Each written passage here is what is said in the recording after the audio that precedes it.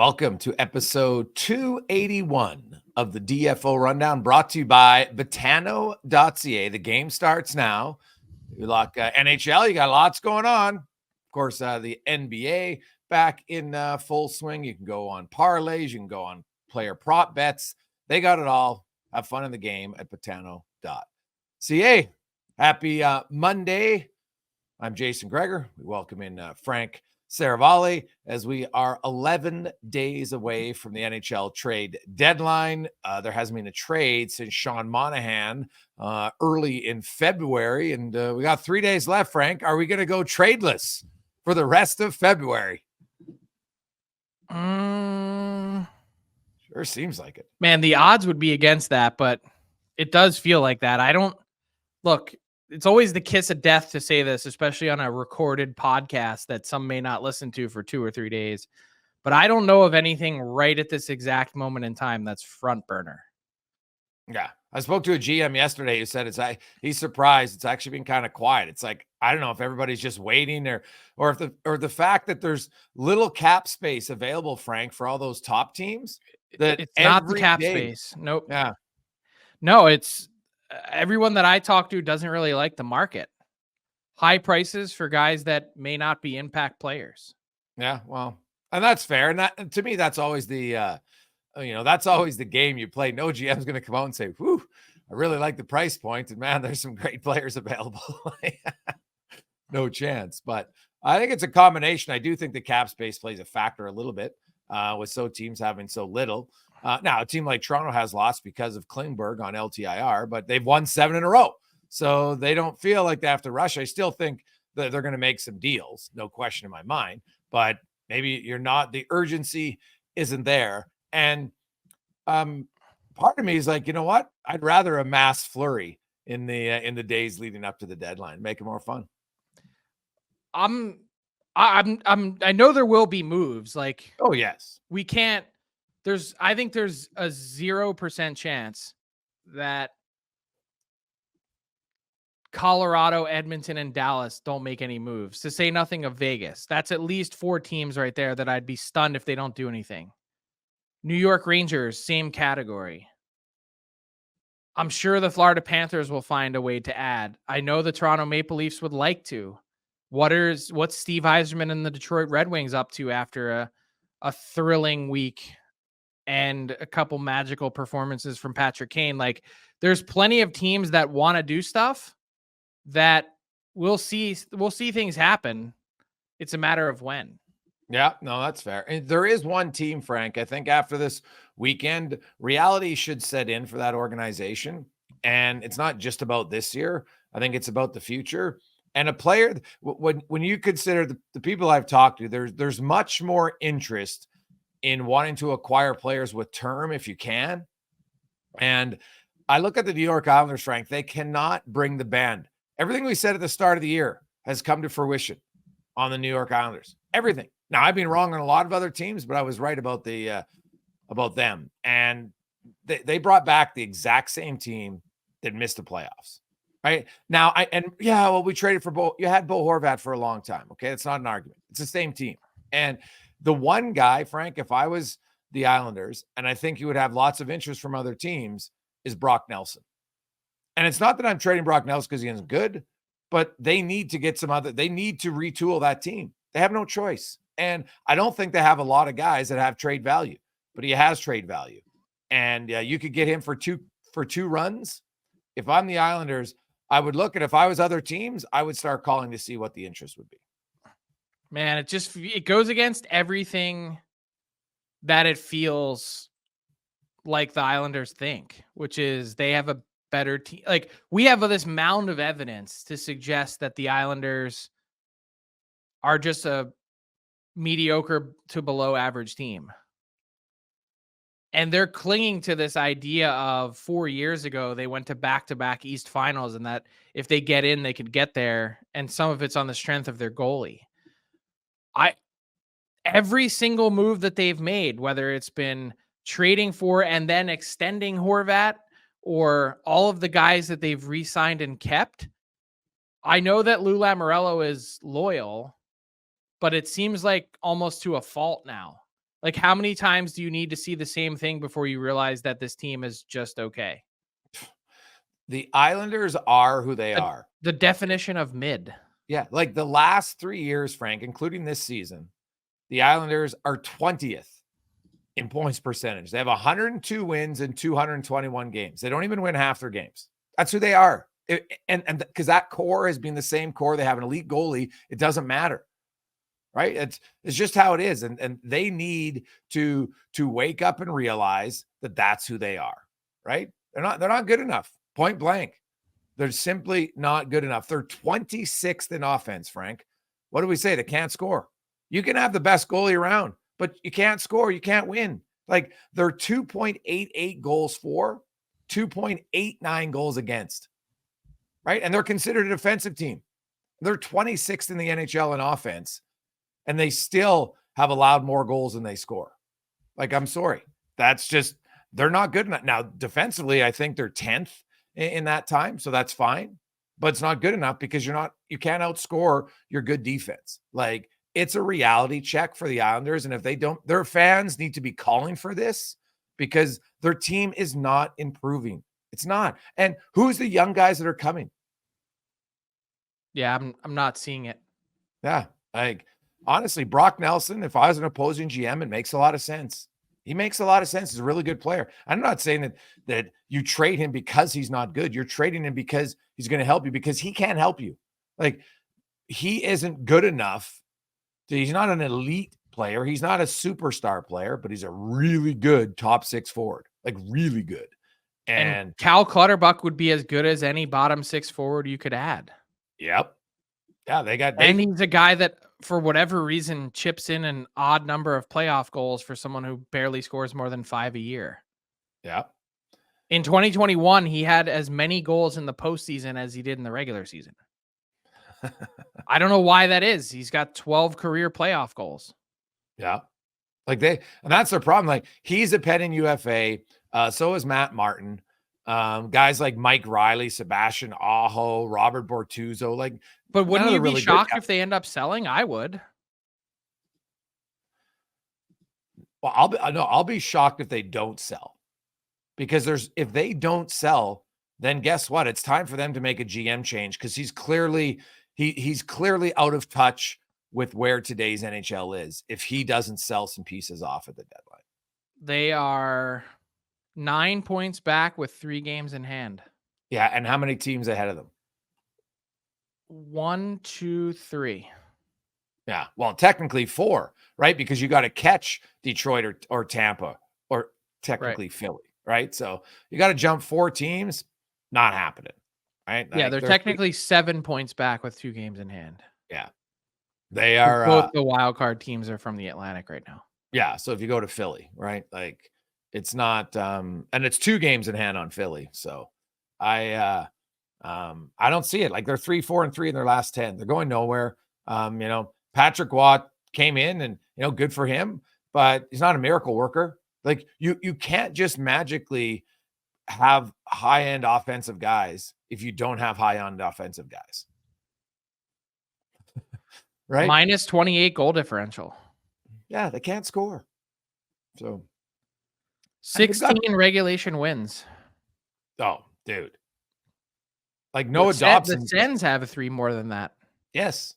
Yeah. The Islanders, sorry, Islander fans, your team isn't competitive. You have a great fan base, but you should be demanding change. What Lou's done in New Jersey is irrelevant to today. It's irrelevant. What you did 3 years ago for the Islanders is irrelevant today. It's funny that you mentioned all that, because yesterday I was working on my story. Jake Guentzel is today's trade deadline countdown, and I was looking at the market, and I was looking back for Guentzel, like, what is a proper trade comp for Jake Guentzel? And I was looking, and I said, well, Bo Horvat traded north of a point per game in his contract year. I know he's a center. That's probably a pretty decent trade comp. But then I was thinking, for a larger picture, like how kind of bad that return is, for a player relative to the rest of the market. Meaning, like, there's a really odd thing about the way the NHL trade deadline works is you could see Sean Monahan go for not much more than what Jake Guentzel returns, which is, it's really odd. Like, if you go back and you look at the last 15 years of deadline history, it is incredibly rare, insanely rare, that a point per game impact player, let alone a goal scorer of Guentzel's caliber, becomes available. Yet Yeah. there's not typically a huge, massive return for those guys. The No. two best comps that I could come up with were the Bo Horvat trade and the Matt Duchene trade from Ottawa to Columbus. But even then, Duchene going from Ottawa to Columbus brought the Sens a first-round pick, Vitaly Abramov, and Jonathan Davidson. Those two guys combined to play 11 total NHL games for the Sens. So they were nothing. Yeah.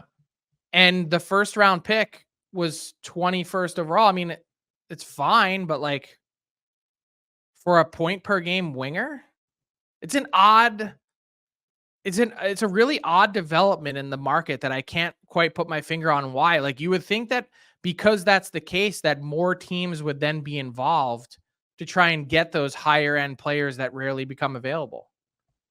Do you have any theory as to what that is? And by the way, the reason I went to that and was explaining it is because I was thinking back to the Canucks trade and how they didn't really get a lot for Horvat, and what you said about Lou Lamoriello and what he's done in New Jersey being irrelevant to Long Island. Just because the Canucks then went and took that pick from the Horvat trade and went out and got Filip Hronek, that's irrelevant to the return that they got for Horvat. What you do with that pick after the fact is utterly irrelevant. It's what did you get in the moment, and it was a first-round pick, 17th overall, but you also had to retain a quarter on Horvat. You took on Anthony Beauvillier's $4 million to make the money work, and you got Atu Ratu. Yeah. And Beauvillier may or may not be anything. Yeah, Beauvillier's already gone to Chicago. It's kind of a salary dump. Think about that. That's one of the best players traded in the last 5 years.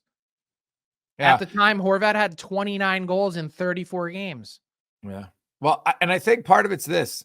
When it's an expiring contract, you're acquiring a guy who's older, and now you're going to have to pay him huge money if you want to retain him, right? And so you look at Guentzel, and if we just look at stats alone, Guentzel's offensive numbers are much better than Bo Horvat's, right? Historically in his career, right? He's a 2-time 40-goal scorer, had 36, 80 points. 4 of the last 5 years, he has north of a point per game.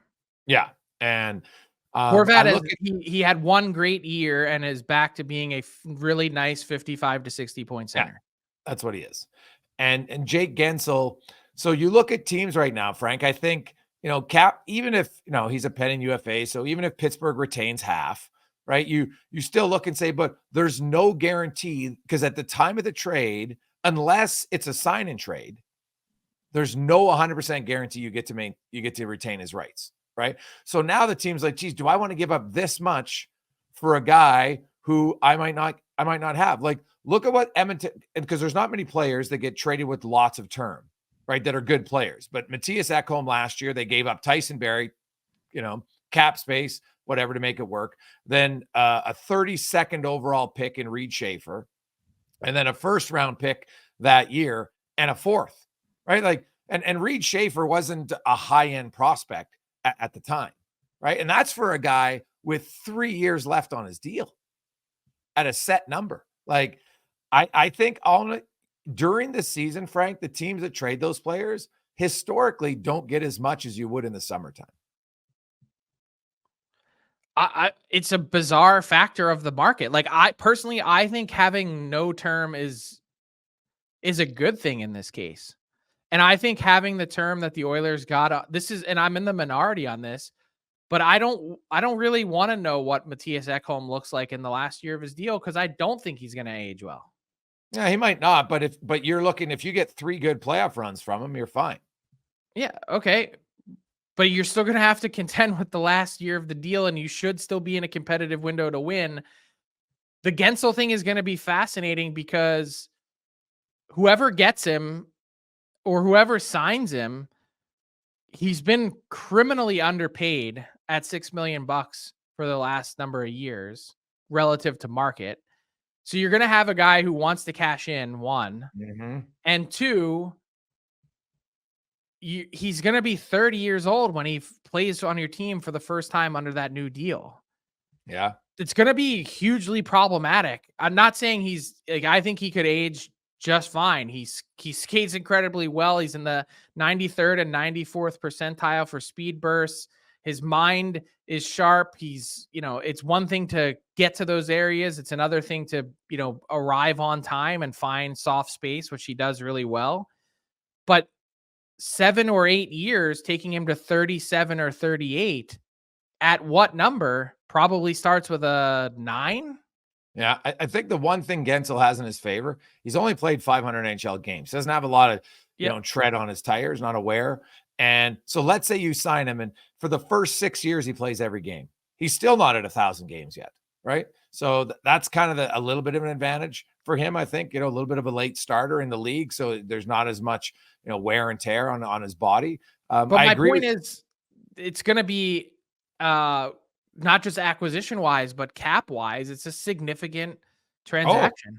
That's why I think honestly, Jake Guentzel, I think your initial point is right. And that's why I kind of want to say, so in your process, did you have a list of the 3 best fits for Jake Guentzel? Like, what are the 3 most realistic landing spots for Jake Guentzel in your eyes? So let me just pull up my list here, because I think I listed 7 teams total. Right. And I had one sort of really wacky one. Yeah. Like Arizona is my really wacky wild card. Oh yeah. No, that's not happening. Not his dad works there as a pro scout. They obviously would know him really well. They need difference makers.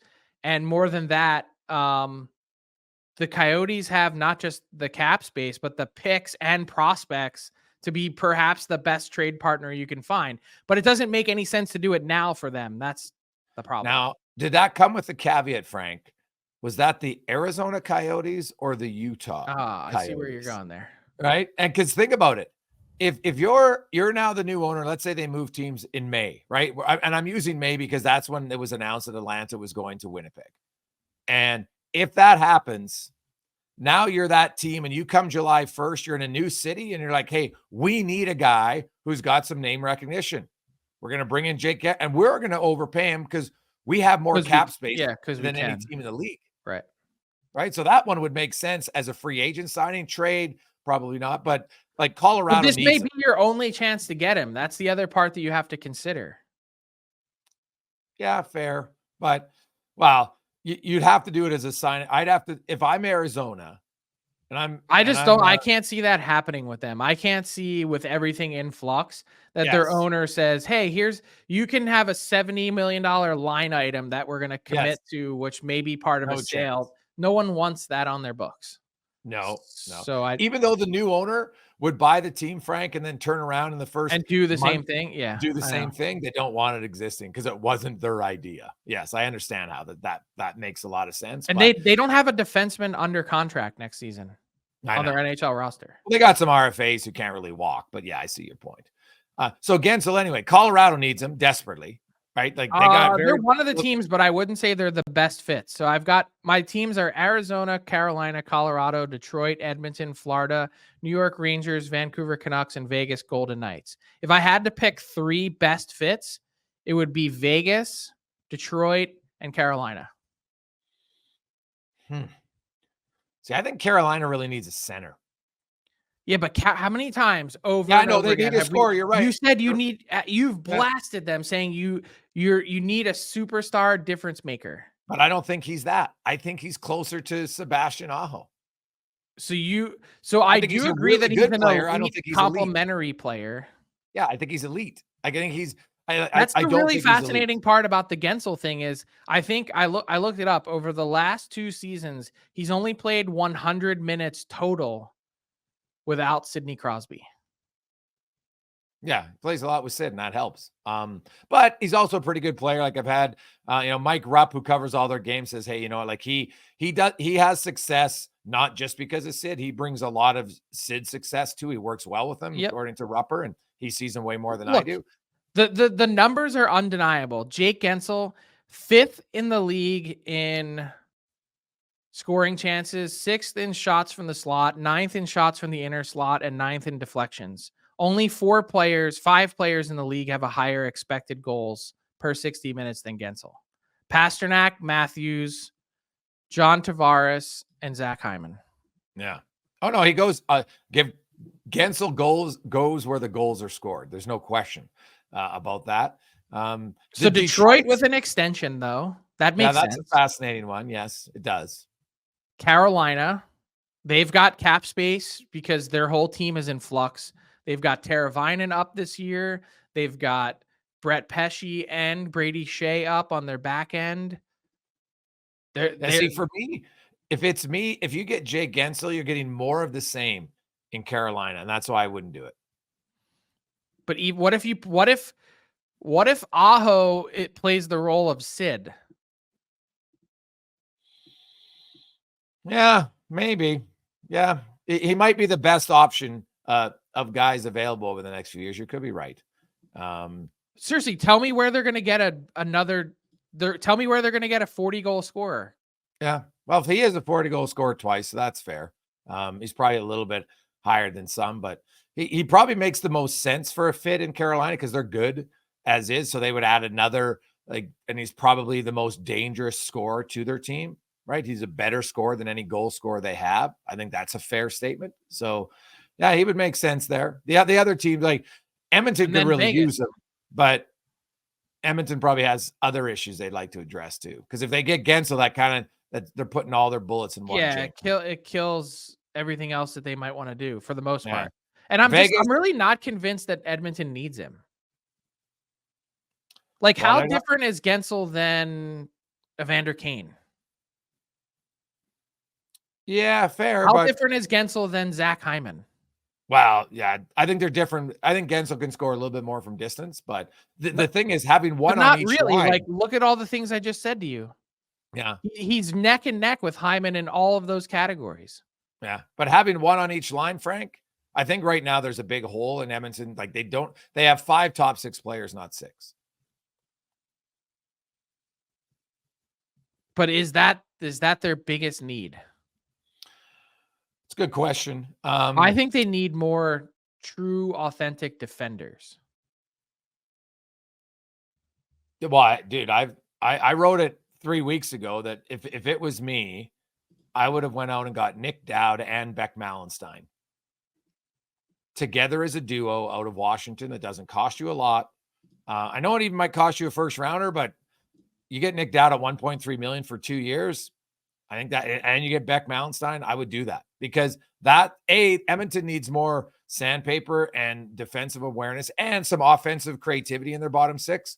Dowd can score. Like, look at Dowd's numbers. He had 13 goals, 5-on-5 last year. That's really good for a bottom 6 player in today's NHL. It doesn't get power play time. That's all 5-on-5. And he can take all the tougher. He doesn't have to take all with McDavid, but he can take a lot of tough minutes. Even if it's 1 or 2 shifts a period that saves McDavid or Draisaitl from the other team's best line, that allows you then to put them out against the other team's bottom 6 guys, and that's a mismatch massively for Edmonton. So, yeah, I do think that's their number one priority. That and they need another veteran defenseman just for depth more, but that's pretty easy, I think, to find. So that's what I think theirs are. Guentzel would be a really nice addition, but if you look at the history, I'm not sold that the Oilers would give up a first for a guy that they have virtually no chance of re-signing.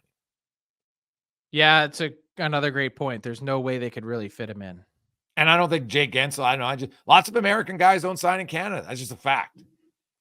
Yeah, I wouldn't say that they can't afford him. That's the easiest way to say it. No need to even go into the American part. Yeah. A few other guys near the top of your list, Frank, of trade guys. If you look at best partners available, and like Noah Hanifin, you were the first one that had the Tampa Bay connection to Hanifin. Do you see, like, for him and Tanev, who do you think are their top 3 most realistic fits? I'll start with Tanev. I'll say Dallas, Toronto, and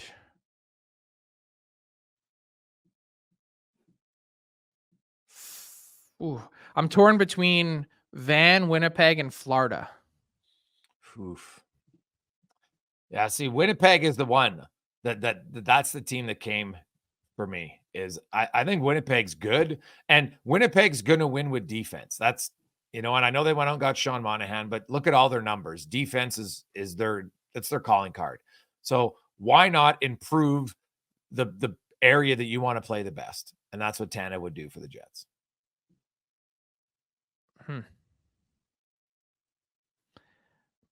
I mean, he'd be good anywhere.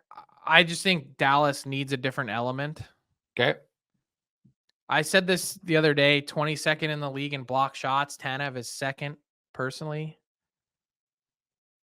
That just makes sense.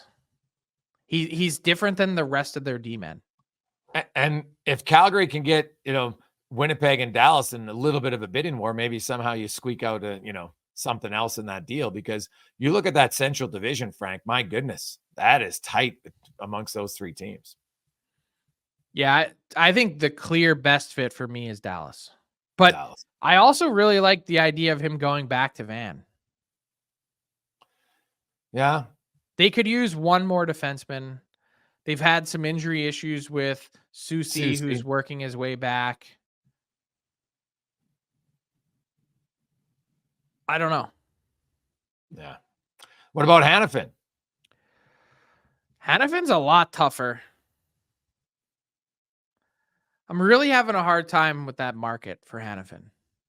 I honestly think, Frank, I don't think the return is going to be as big as some people think. You alluded to earlier, I don't think it's going to be that big. I think the Flames are already coming to grips with the idea that it's not going to be. Yeah.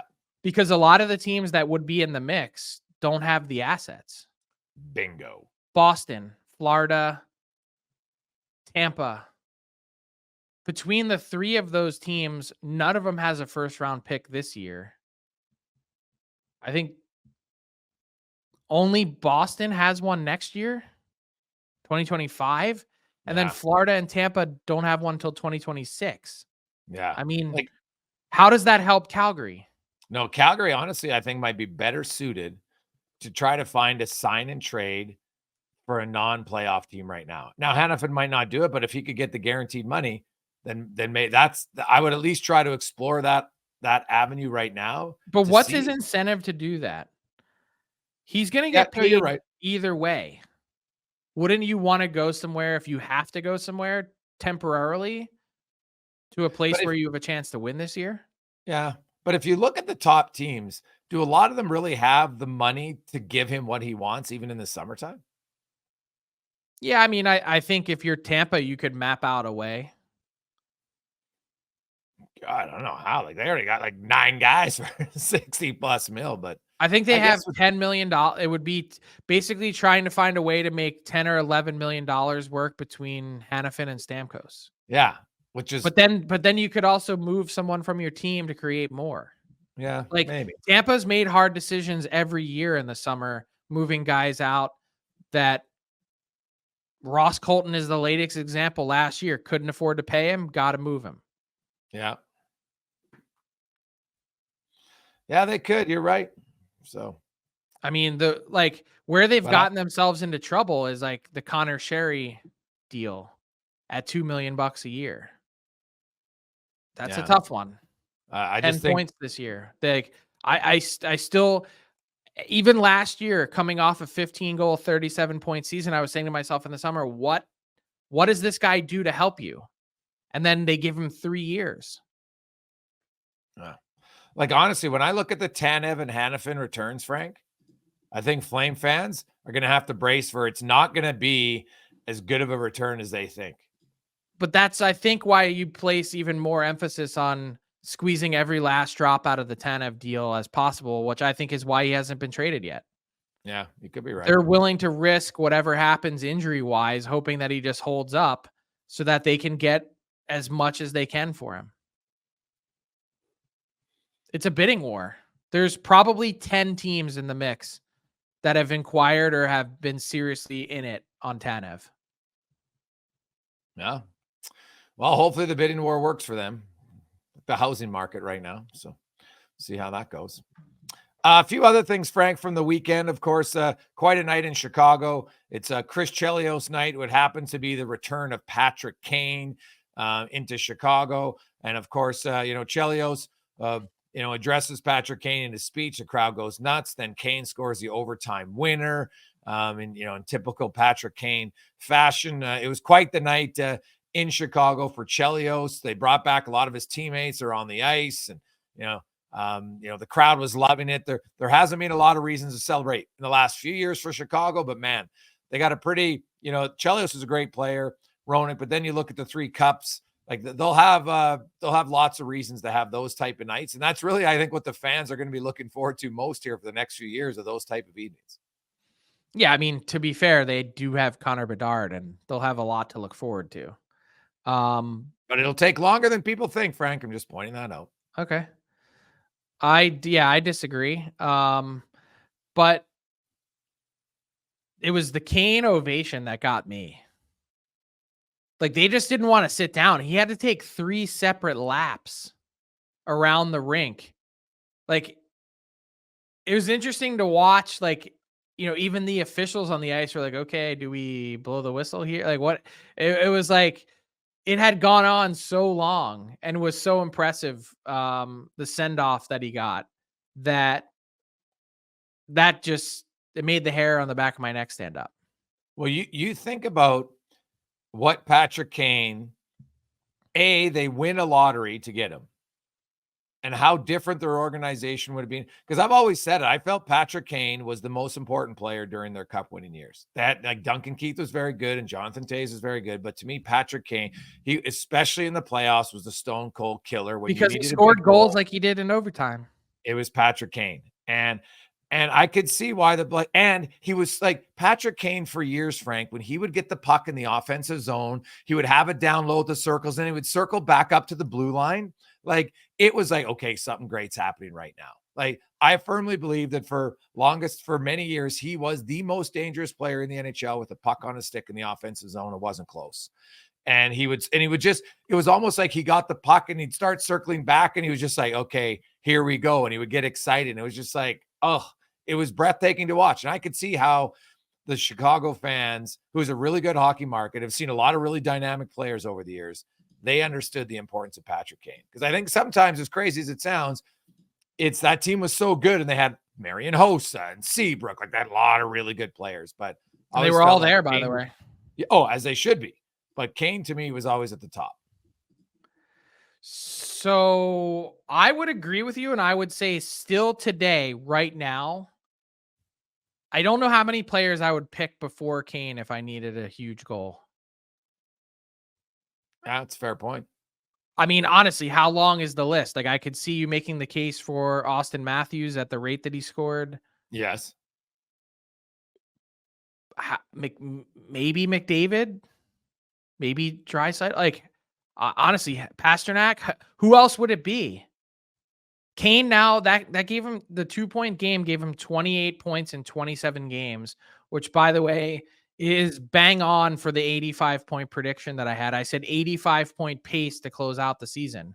Now he's still got 20-some games to go, but it looks like he's only getting, it looks like he's only getting stronger right now. Look at the week he's had. 2 unreal OT goals, making things happen. He looks like a guy to me that's just getting his strength back. Yeah. Yeah. Why can't he play? Why can't he be an impact guy until his 40s? Oh, he might be.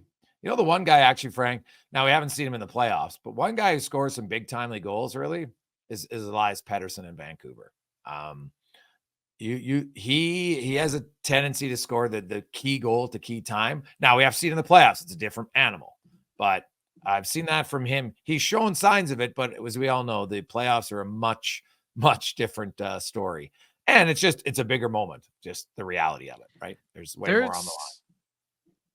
Speaking of Pettersson, there's just, Something odd happening there, and I don't know what it is. I can't put my finger on it, but I know the Canucks really wanted an answer by the deadline, and I don't know if they're going to get it. They've put the money on the table. They've basically said either way, 4 years, 8 years, 5 years, whatever it is, we are going to pay you. Just tell us what you want.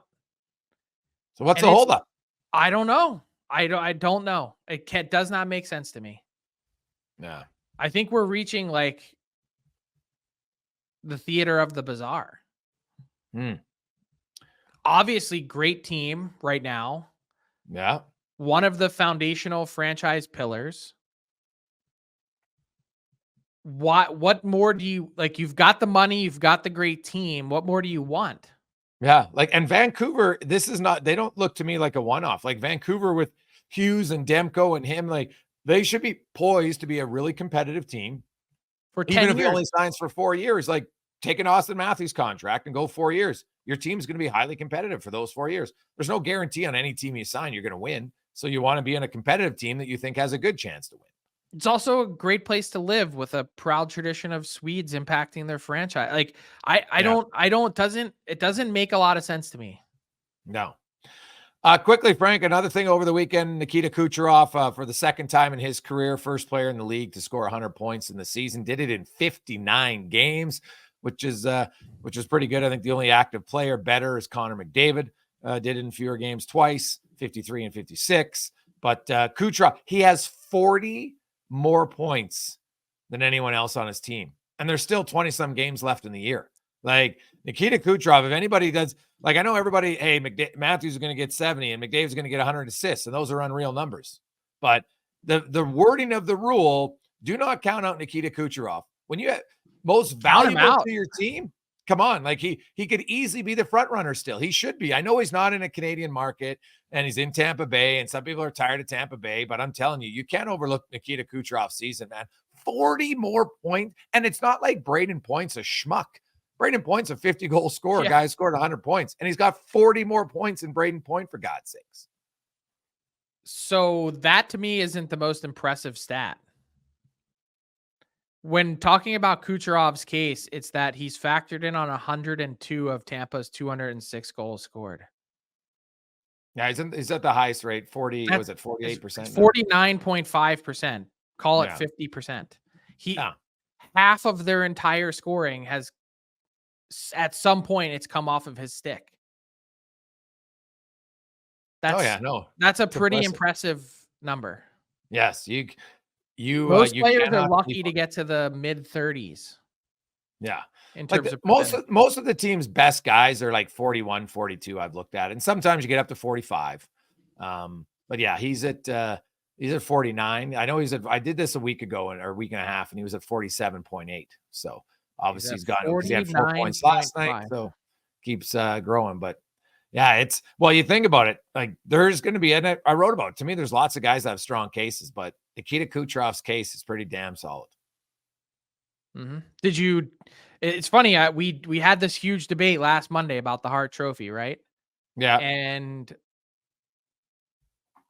I saw you wrote about it after the fact, but you didn't include Hellebuck. You're just not a believer? No, I don't think he's, for my ballot, he wouldn't even I don't think he'd be 5, right? He's very good, but to me, when you don't play in 20% of your team's games, 25% of your team's games, to me, you can't be, by the wording of the rule, you can't be the most valuable to your team. Damn, I didn't present a convincing enough argument for you. No, you didn't. It's on me. Well, to be honest, Frank, I'd had the article mostly written before we did our pod, and you brought up Hellebuck, and you made me think about it, but I still couldn't do it. For me, I didn't. So you're admitting that you were a lazy editor, is what you're saying? No, not a lazy editor. I didn't get mentioned in the story. Like the fact that you could Control F, search for Hellebuck and not find him in a Hart Trophy story, to me, that's incredulous. You didn't even mention the case. No, I didn't, because I thought it was a 4-horse. Because to me, he'd be the outside horse. He's not in the top 4. Okay. Yeah. It's not a participation ribbon. It's not who I think is going to get a vote. Like, I do know that, hey, Frank Seravalli might have him on his ballot, but would you have him in top 2? That'd be the question. Well, with how little Winnipeg scores, to me, he might be. He might be number 1. Okay. Well, we'll see what happens when your ballot comes out in June. Let's bring in Tyler Yaremchuk. What's going on, boys? I got a fresh edition of Fill in the Blank here for you on a Monday morning. It is, as always, brought to you by DoorDash. Our Canadian listeners can get 25% off and 0 delivery fees on their first order of $15 or more. All you need to do is download the DoorDash app and enter the promo code NATION25. Restaurants, groceries, more, all delivered right to your door with DoorDash. Do you want the Hart Trophy odds from our friends at Pettersson? See just how off Frank is with Hellebuyck needing to be in the mix. Austin Matthews is the leader, plus 150. So he's actually fallen a little bit compared to the last time we did it. Kucherov, plus 250. He's tied with Nathan McKinnon there as well. Connor McDavid, plus 400. Then you got to go a few more spots down to get Connor Hellebuyck at 44-1. So Matthews still the favorite, but I think it's hard to make a case against Kucherov when you scored that much more than anyone else on your team. Well, and Matthews isn't even leading scorer on his own team. And I also understand he's in the biggest market. I understand all that, but come on. Yeah. Frank? Well, first off, there's no value in Matthews. No. And 44-1, is that what you said? Yeah. But there's great value for you, Frank. I mean, I can't wager on the Hart Trophy, but if I could, I would. That's what I would pick. Yeah. Interesting. Speaking of Nikita Kucherov, 102 points in 59 games. He's on pace for 141, 142, right in that range. So your first fill in the blank, Nikita Kucherov will finish with a blank points. Jason? I think I predicted 137 a while back, so I'll stick with that. That's the first number that came into my mind, 137. But I'll go over. I'll go 139. Okay. I hope he gets to 140, man. Yeah. I love the numbers. The interesting thing is, this isn't a Tampa Bay team that's absolutely running away with the division or the conference or anything. They're still gonna have to play real hard down the stretch. I don't know, maybe he won't slow down. Maybe he'll speed up a little, finish with 145. I wouldn't knock it when you consider how important these games are for the Bolts. Let's talk about a couple of teams quickly in the New Jersey Devils, first out east, who they are slipping right now, guys. Not going well for New Jersey. 4-5-1 in their last 10. Our friends at Pettersson have them at plus 215 to make the playoffs, which is a percentage of about 31%. But I'll ask you guys, the New Jersey Devils have a blank % chance of making the playoffs. Frank?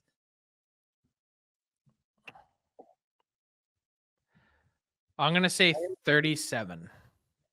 So a little bit higher than the books at 37%. Yeah, I mean, look, there was an interesting headline today from Ryan Novozinski at NJ.com, who covers the team, and he said it's time for Devils GM Tom Fitzgerald to step up and do what's right. Fire Lindy. It certainly feels to me like Lindy Ruff is walking a tightrope that, to be fair, part of it should be on the general manager himself. I know, certainly no one's suggesting that Tom Fitzgerald, be called into question about his job security. He just signed an extension. It's that he left this defense and goaltending incredibly vulnerable. We've talked a million times this year about how many defensemen they lost and didn't replace, and the huge seasons that were needed from both Luke Hughes and Simone Nemeth to get there. Not going to be enough. So I do think certainly roster construction is a valid question. But to me, that breakdown that we did last Monday, and I tweeted the link over the weekend from John Goyens, that breakdown was so good in explaining just how casual the Devils are with the puck, the poor attention to detail and decision-making, what seems to me like a lack of accountability. And then you hear Lindy Ruff say point blank that it's the media's fault that their power play is 2 for 46. I'm sorry, what was that? That to me reeks of a coach who's grasping for straws. Yeah. Greg? Yeah, you could make the move, but I'll say the question of the percentage, Philly's the team they got to catch. They don't have to catch Tampa. They don't have to catch Detroit. They have to catch Philly. They're 5 back with 1 game in hand. I'm going to say they got about a 30% chance. I guess they could fire the coach. And, I watched that video, Frank, and there was lots of video evidence to suggest that, systemically, or the players aren't buying into the system, or the system they're playing doesn't encourage a little bit more attention and detail defensively. I think that was fair.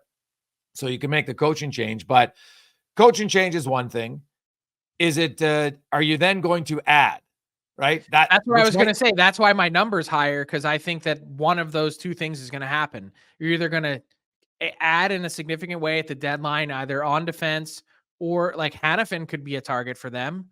Yeah. You add on defense, or you add in net, or you make the coaching change. Yeah. And you might do both, right? You might add and do a coaching change. And I think Philly might actually trade some guys here. So, maybe my numbers at the same time. Those two things sort of balance each other out. Yeah. And if you get a new coaching bump, as we've seen, the Oilers, the Wild, how many teams have been much better since making a coaching change?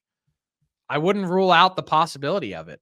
Well, those two, but then there's the Islanders and the other teams. But I'll say this about the Devils. I think they get in because of Flyers. But you know what? I think they would I wouldn't give them much chance against Carolina or the Rangers. I'll say that. So you think they might get in because of the Flyers, but you only have them at 30%? Yeah. Well, injuries, whatever. And I still, you know what? I don't know why, but I'm still not sold on ruling out the Pittsburgh Penguins, which is probably really stupid of me. I'll admit it openly. But the Pens are actually better than the Devils right now. So that's why I'm only giving them 30, because the Pens are 2 points back the Devils with 3 games in hand. Yeah, if the Penguins win all their games in hand, they would actually pass the Philadelphia Flyers. So games in hand only mean something if you win them, and it's not like this Pittsburgh team should be trusted to win them, but still. Yeah. You have Sid, though, have a night like Sunday, 4-point game. Like, it is really hard to rule them out. Yes. Like, he's trying to do everything he can to put that team on his back so that they do get in.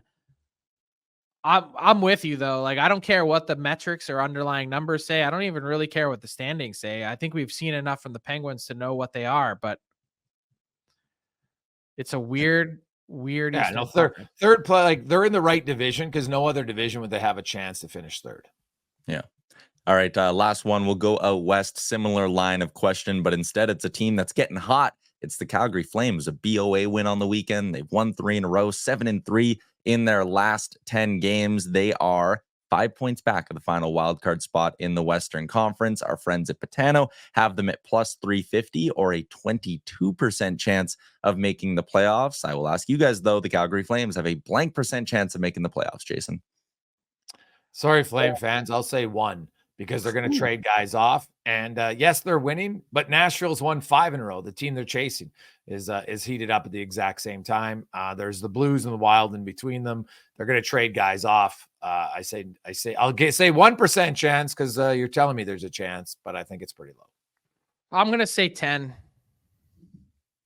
I think if the Flames keep Markstrom, I wonder if there's a chance that they could have their cake and eat it too. Trade all these guys away. Pull a Nashville Predators from last year, scrap till the very end, and maybe, just maybe, get in the final week. It's a long shot, which is why I said 10. Yeah. But it's a straight up pillow fight for the 8th seed. And yeah. I also think, I like the Wild right there too. Yeah, no, the Wild are right in there. They're 7-2-1. The Flames are 7-3. So Flames have actually lost a point on Minnesota here in their last 10 games, and they played really well. So, and I don't see Minnesota trading off, Frank. I really don't. I don't see them trading Fleury. I don't see. Well, no, I wouldn't be shocked if Bill Guerin added something small. I wouldn't be surprised at all by that. Fleury came out over the weekend in The Athletic and said, Minnesota's my team. Yeah. So he's not going anywhere, it seems. And I wouldn't be shocked if they traded Brandon Duhaime, though. I believe the Vancouver Canucks are very interested in Duhaime. Who the hell don't the Vancouver Canucks want right now? I know. It's crazy. They're in on everything. All right. Most aggressive traders in the league. That is a wrap on this week's edition of Fill in the Blank. As always, delivered by DoorDash. let's wrap with this because we got to run. Wendy's Daily Faceoff Survivor, dailyfaceoffsurvivor.com. New week, new game. But one word to describe Matt Rempe's first week. Well, it's our last fill in the blank. Ooh, gosh. Pretty electrifying for him, but my goodness, man, I don't think he has to take on every heavyweight in the first week. God, he's taking some big shots. I like it, but yeah, or maybe play a little bit of defense in those fights. Holy cow. It's just, you hit me and I hit you, and it's exciting to watch, but that is a tough way to make your NHL debut in the week. But it's been unreal for him, from an outdoor game to some huge tilts. Yeah, like the Ranger fans are loving him. He's a cult hero. There's no question about it early on. Game-winning goal. I mean, I know he said it's the ugliest first NHL goal anyone scored, but game winner in Philly, the game to keep their streak going. I know they lost it to the Blue Jackets. What was that game growing up? Was it called Rock'em Sock'em Robots, where you would just like keep pounding the thing and the one blue guy and the one red guy would just keep punching each other in the face? Oh yeah. That's kind of what it feels like watching the Rempire State Building, which is an elite nickname. But yeah, I'm with you. Like, all I could think of was some CTE after that week. Yeah, well, I watched the replays again. There was the thing. I know we always jump to the CTE conclusion, but they talk about how it's repeated over and over, like lots of them, and there's lots of punches thrown. There was a few that land for sure, but you know what? One or two punches isn't going to lead to CTE. I think I'm always cautious about wanting to jump to that conclusion. But it becomes a self-perpetuating, thing where he does what he does in the Stadium Series, big stage, everyone sees it. Then it's all anyone was talking about on Saturday was the fight that he had with Delorier. So naturally, some guy on the Blue Jackets is trying to make a name for himself, and he's going to try and make Rempe drop the gloves in it. And he's trying to make a name for himself in the NHL. He's trying to create a steady job living for himself. So he's going to take on all comers just because he has to, even though that's probably not really what he is. Yeah, the good news for him though, Frank, there's probably maybe 10 guys total in the league that would do it. But everyone wants a piece of him now, is my point. And then when you stop answering the bell, then people are like, oh, what are you, soft? Like, think about the position that, I mean, Nicolas Delorier essentially emasculated him in warmups, stood over him and was like, we need to fight today. I don't know the exact words, but said, yeah, we need to fight today. Yeah, no, yeah. In warm-up, standing over him, like, what? You have no choice. You're 6'7". You have to answer the bell. Yeah. That's a tough spot to be in. Oh, I think at some point it's unfair that that's the path. But I'll say this. That's why, to me, somebody in the Ranger organization pulls him aside. Hey, Matt, guess what? You know what? We don't care about the outside noise. I'm telling you, we don't care. We see you. You can play. This guy, you don't have to fight. And tell him that. And then it's like, all right. Now, maybe he does anyway in the heat of the moment. But I think there is imperative. Maybe some of the organization already did say that. But you can say, hey, kid, you don't have to take on every single. You're not the heavyweight champ yet. You just came in the league, for God's sakes. Well, usually you're the guy who's going up against the heavyweight champ to try to make a name for yourself. At 6'7", he might be the new heavyweight champ. Yeah, maybe. Like, Reeves is still pretty damn tough. Like, Reeves would have to play first. Yeah, well, okay, fair point. And then the next thing would be, I don't know. I think he's lost a bit of his edge. That's just me. No. All talk, no game. Yeah. There's just not a lot of guys. Like, it's funny. Like, he just, Delorier is legit. Like, toe to toe. Yeah, like, you go around the league, how many guys would really do it? There's some, but there's not many. That's all. Like, it's not like it was in the 80s and 90s where every team had 3 guys, for God's sakes. Yeah. It's crazy. So nuts. Frankie, have yourself a great week. Remember, go to dailyfaceoff.com for the Wendy's Survivor Pool. And we're going to see, Frank, I'm going to come out of retirement for this week and see how I do. About time. Yeah.